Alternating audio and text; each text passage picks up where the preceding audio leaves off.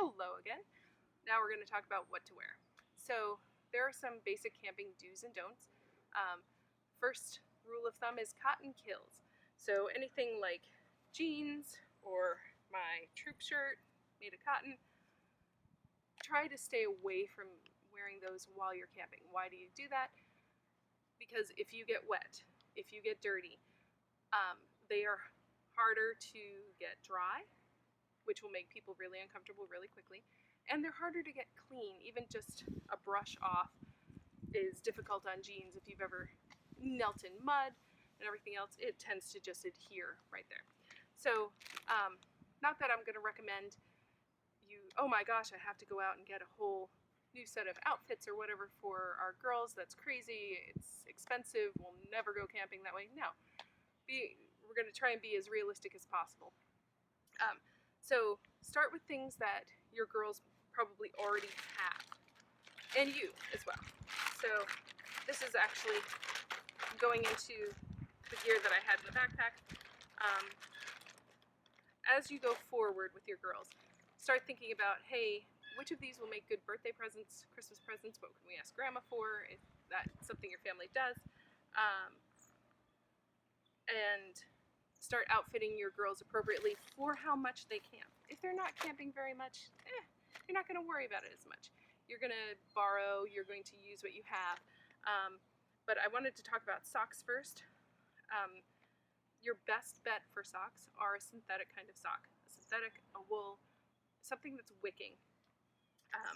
Do you have to go out and buy really expensive socks? No. Joblat is your friend, especially during the winter. They have great wool socks and smart wool socks that are really inexpensive. Also, Target's really good about that. I think I actually have a pair of Target socks here somewhere. I do. Oh, there they are. So they also have smart wool socks. Things like track pants. Track pants are great because they dry quickly. And because they dry quickly, it's easier to get dirt off of them. Also, because of the texture of them, it's easier to get brush off, things like that. I just wanted to say, this is actually my sleeping gear. I tend to sleep in track pants, and this is an old, shirt from a 5K. I like this because it has the hood, so if I'm sleeping and it's outside, one way to stay warm is to cover your head, so this one already has the hood on it. I also have a hat, and typically try to use a hat that does not have like a pom-pom and stuff. So this is my day hat for when we're out in the cold weather. This is my night hat. And you do want them to be two different hats because you're going to be sweating in this one all day, and you don't realize it even though it's winter. But that means it's going to be moist when you go to bed. You don't want that. You want a nice dry hat to keep you warm. So those are some things. So yeah, any kind of these technical shirts that you get, a lot of times we get them for free from events or whatever. But we're going to start bottom up. So on bottom, if it's cold outside, I'm wearing leggings. Also non-cotton leggings. These are LuLaRoe, so they're like 98% polyester and or 92% polyester to an 8% spandex. So wicking helps you. Even tights, like nylon tights are great. Then on the bottom, either those track pants. I have, ripstop camping pants. What I like about camping pants is that they're usually convertible. These are ones that you can roll up and make into capris. I also have a pair in the other bag that are the ones you can zip off to make them shorts. So things, my troop camps between 9 and 11 times a year or more. A lot of it's outside. So, and I've been with the troop now for 9 years. I'm looking at my daughter, she's filming. I'm like, I don't know. But when I started out in the troop, did I have this stuff? No. Do I have a lot more now? Yeah, I do. You end up collecting more because you see a sale. REI has garage sales. It's fantastic. LL Bean has clearance sales. and you pick up gear that you're like, oh hey, it makes my life a little easier. Again, going back to the socks, these are ones from Job-Lot. They're these Smartwool. They are fantastic. If you are a skier, ski socks are also fantastic. These are by Darn Tough. I think I have another pair of Darn Tough ones. These are like Darn Tough hiking socks. So they're all synthetic. Again, that cotton kills. What makes you most cold is if your feet are cold. And your feet get cold when you sweat, because then there's a lot of moisture around your feet, and that cools your feet because that's what sweat's supposed to do. But if you're trying to stay warm, it's not helpful. So you're going to bring a lot of changes of socks, because that's going to help you stay warm and dry. So at least 2 to 3 pairs of socks per day, and get girls in the habit of it. So again, cotton kills.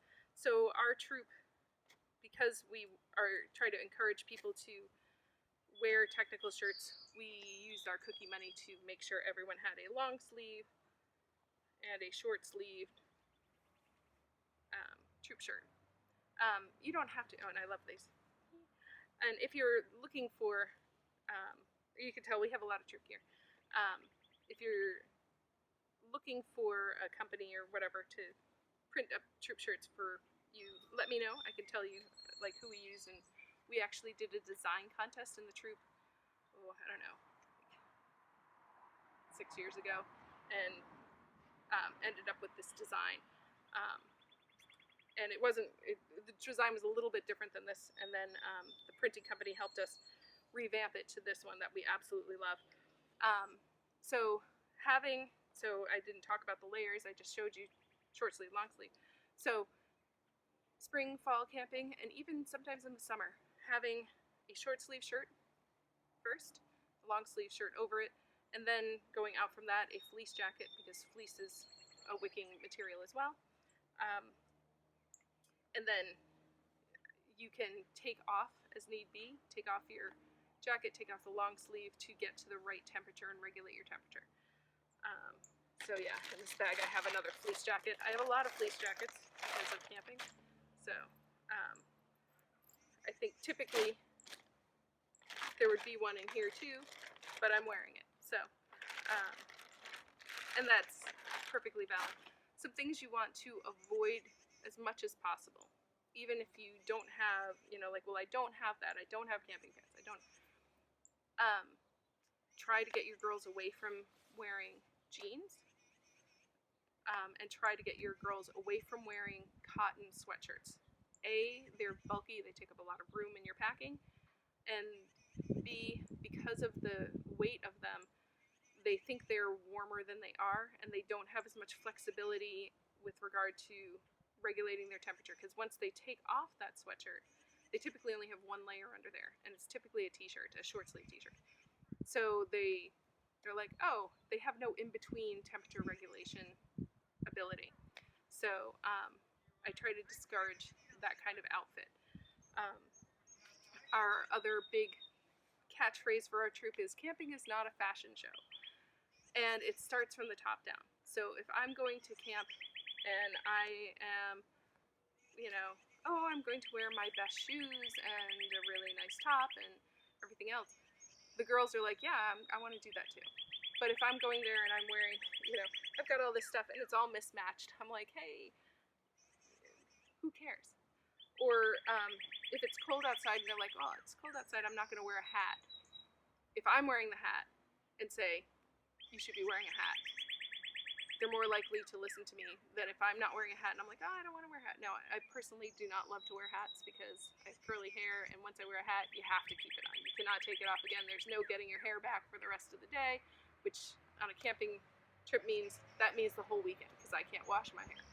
So, modeling what you want them to wear, and then you'll see that they start doing it. Also, if you have girls in the troop who are more influential, if you can get them on board, they will get the others on board also by modeling. And then a couple of other key things that I think you should always pack, except for maybe in the summer. You should always pack a pair of cheap, stretchy gloves, dollar store gloves. If you are camping in April, May, September, October, November, you're going to need them. The mornings are frigid. This morning, it is now like 60 degrees, but this morning it was 31. And I was out in the yard and I'm like, oh, my hands. And you don't realize just how cold you are outside, because typically we don't spend as much time outside until you're camping. So having a pair of gloves they can just throw in their backpack, throw in their day pack, great idea. Other things, some sort of bandana. To cover their hair. I like to cover my hair after the second day because it's disgusting. But also things like, we're always telling the girls, oh, for fire building you need to have your hair pulled back. Well, not everybody has long enough hair that can get pulled back, but it's too long. Like mine is too long for fire building like this. You need a way for them to tie it back, get it out of their faces, or keep it out of their way. So this one's just a neck gaiter, but it's great because I love that you can wet it down in the summer and use it on your neck to keep you cool. I can use it as a bandana to keep my hair out of my face. It's great and convertible like that. You can do the same thing with the bandana, wet it down if you're hot in the summer. You can, all the things we used to do with bandanas, like I can make it into just a headband. I don't have to do my whole head. I can make it a kerchief. If you're cooking over the fire, you'll see the girls often keep the smoke out of their faces as best they can. So it's small, it's packable, it's useful. It's also useful for first aid and stuff. So those are my recommendations. You'll also have a sheet of gear layers, both for personal and for sleeping, that you should have been sent in your email. Hope that helps.